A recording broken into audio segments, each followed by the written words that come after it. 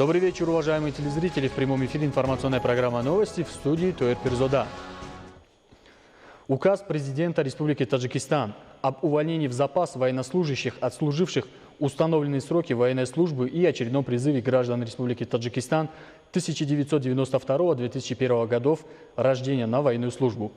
В соответствии со статьей 7 Закона Республики Таджикистан об обороне постановляю уволить в запас в октябре-ноябре 2019 года из рядов Вооруженных сил Республики Таджикистан, пограничных войск Государственного комитета национальной безопасности Республики Таджикистан, Национальной гвардии Республики Таджикистан, внутренних войск Министерства внутренних дел Республики Таджикистан, войск гражданской обороны Комитета по чрезвычайным ситуациям и гражданской обороне при правительстве Республики Таджикистан, конвойной бригады Главного управления исполнения уголовного наказания Министерства юстиции Республики Таджикистан, аграрного батальона Агентства по обеспечению специальным имуществом при правительстве Республики Таджикистан военнослужащих, выслуживших установленные сроки военной службы. Призвать в октябре-ноябре 2019 года граждан мужского пола, достигших ко дню призыва 18-летнего возраста, а также граждан старших призывных возрастов Республики Таджикистан, не имеющих права на отсрочку или освобождение от призыва на военную службу, для прохождения службы в ряды Вооруженных сил Республики Таджикистан, пограничных войск Государственного комитета национальной безопасности Республики Таджикистан, Национальной гвардии Республики Таджикистан, внутренних войск Министерства внутренних дел Республики Таджикистан, войск гражданской обороны Комитета по чрезвычайным ситуациям и гражданской обороне при правительстве Республики Таджикистан, конвойной бригады Главного управления исполнения уголовного наказания Министерства юстиции Республики Таджикистан, аграрного батальона Агентства по обеспечению специальным имуществом при правительстве Республики Таджикистан на военную службу. Министерству обороны Республики Таджикистан, председателям призывных комиссий Горно-Бадахшанской автономной области, областей, города Душанбе, городов и районов осуществлять призыв граждан за счет тщательного отбора призывников в пограничные войска, Национальную гвардию и войсковые части специального назначения с учетом особенностей службы в этих подразделениях, осуществлять их комплектование в первоочередном порядке с участием представителей органов безопасности и внутренних дел. Председателям городов и районов совместно с военными комиссариатами с чувством ответственности в целях реализации положений статьи 23 Закона Республики Таджикистан о всеобщей воинской обязанности и военной службе осуществлять организованный призыв граждан на военную службу.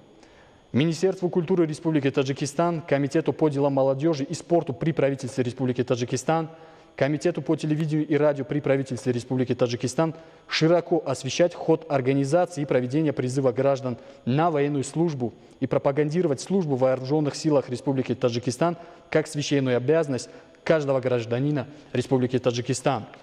Министерству здравоохранения и социальной защиты населения Республики Таджикистан мобилизовать опытных врачей и специалистов для контрольного медицинского освидетельствования призывников, призванных призывными комиссиями Горно-Бадахшанской автономной области, областей, города Душанбе, городов и районов республиканского подчинения. Президент Республики Таджикистан Эмомали Рахмон. Город Душанбе, 3 сентября 2019 года.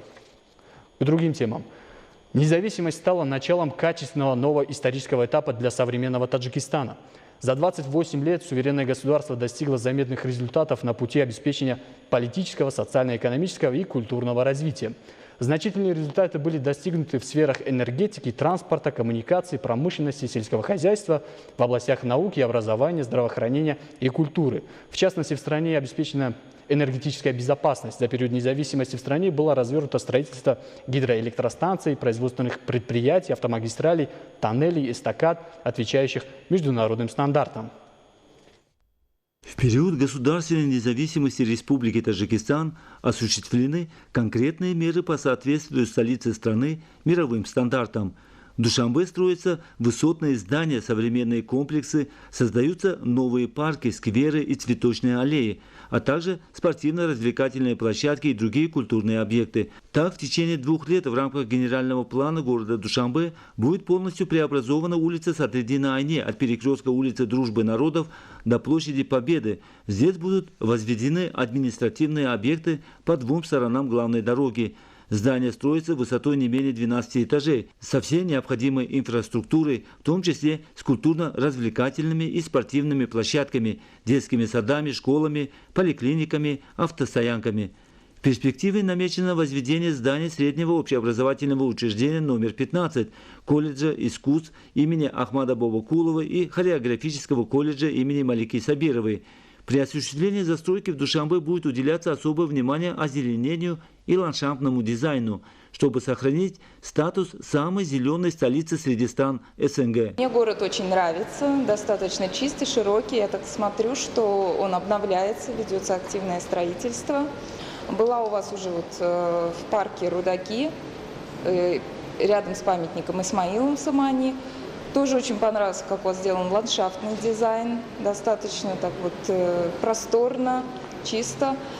Понравились люди. Душанбе как научно-культурный центр республики стал беспрецедентно развивающимся и процветающим городом.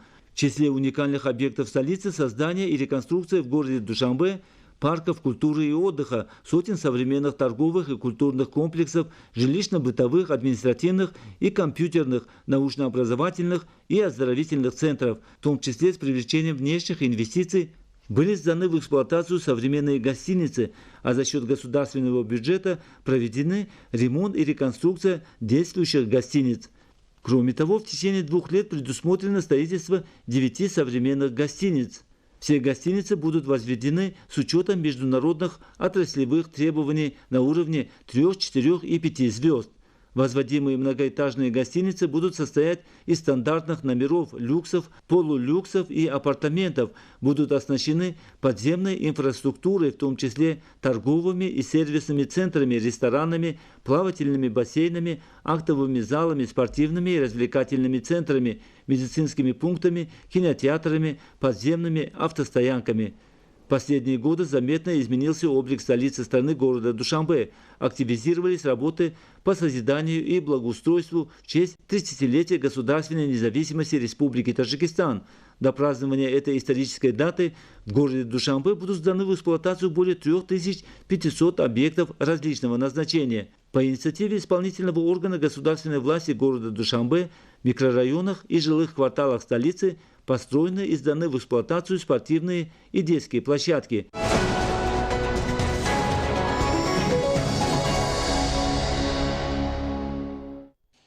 Амударинский клад – это коллекция из 170 золотых и серебряных артефактов времен ахеменидов, найденная в 1877 году в древнем городище Тахтисанги на берегу реки Амударя, древний Окс. Экспонируется в Британском музее.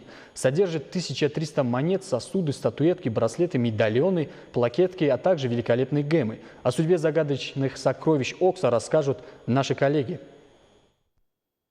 Вероятно, происхождение Амударинского клада, или как его еще называют, сокровищ Окса, связано с храмом, который там находился. Легенда гласит, что клад нашли местные дихкани, возделывая свои земли. Предположительно, в 1877 году его выкупил караван купцов, следующих в Индию через Афганистан и Пакистан.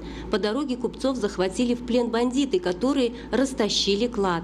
Большинство предметов из клада было распродано на базарах Британской Индии в современном Пакистане. Артефакты смог отследить и собрать воедино английский антиквар Агастес Уолстон Фрэнкс, завещавший свое собрание Британскому музею в 1897 году. В настоящее время все предметы находятся в Лондоне, в музее Виктории и Альберта, меньшая часть, и в Британском музее, где коллекция выставлена с июня 2007 года в зале 52 и пользуется огромной популярностью среди посетителей. Уникальный клад состоит из миниатюрных моделей повозок с лошадьми, статуэток людей и животных, браслетов, колец, монет, кувшинов, подвесок и личных вещей. Это наиболее известное собрание золотых и серебряных вещей эпохи ахеменидов. Предметы из клада легли в основу изучения золота ахеменидов. В них можно проследить традиции персидского и греко-бактрийского искусства. Также он интересен с точки зрения ювелирного скифского звериного стиля. В настоящее время коллекция Амударинского клада состоит из 170 золотых и серебряных артефактов времен ахеменидов. Он содержит 1300 монет, сосуды, статуэтки, плакетки, браслеты, медальоны, гемы и другие украшения. Отдельную группу среди предметов Амударинского клада составляют около 50 тонких золотых пластин. Размер пластин от 3 до 20 сантиметров. На большинстве пластин изображены контуры человеческих фигур. По инициативе президента Республики Таджикистан Британский музей, где находятся сокровища Окса, передал Национальному музею Республики Таджикистан копии 4 предметов амударинского клада. И теперь их можно увидеть на родине, в Национальном музее Таджикистана. Зумрат Файзиева, Ахледини Карим, Дильшоди Хушвак, телевидение Таджикистан.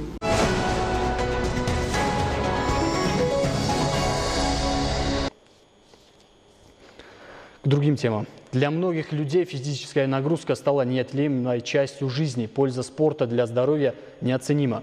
При регулярных занятиях можно не только избавиться от лишнего веса, но и улучшить свое здоровье. Спорт также помогает справиться с различными проблемами и кардинально изменить свою жизнь. Об этом более подробно в сюжете наших коллег.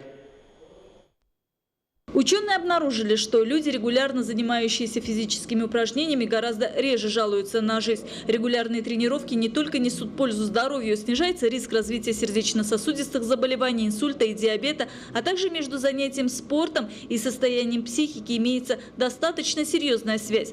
В результате исследования выяснилось, что люди, которые регулярно занимаются физическими упражнениями, чувствуют себя удрученными в среднем 30 дней в году, тогда как те, кто пренебрегает спортом, 53 дня в году. Польза от занятий спортом будет лишь в том случае, если тренироваться постоянно и регулярно, не менее 3 раз в неделю. Тренировка – это сложный процесс. Она требует вдумчивости, осторожности и соблюдения определенных хороших известных принципов – сознательности, доступности и последовательности. Так, к примеру, по утверждениям специалистов, плавание благоприятно воздействует практически на все органы и системы организма человека. Существуют различные стили плавания, которые по-разному воздействуют на организм, но при этом они все полезны для здоровья. Плавание особенно полезно для детей. Плавание в детском возрасте является профилактикой простудных, сердечно-сосудистых и других заболеваний, а также нарушения осанки.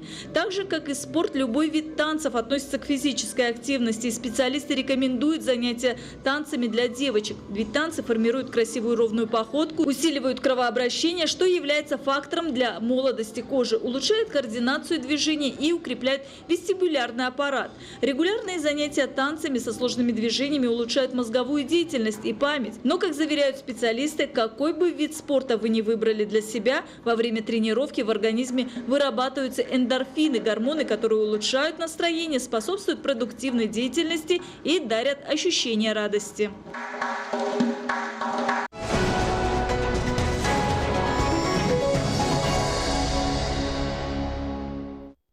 Уважаемые телезрители, это были главные новости к этому часу. Оставайтесь с нами и будьте здоровы!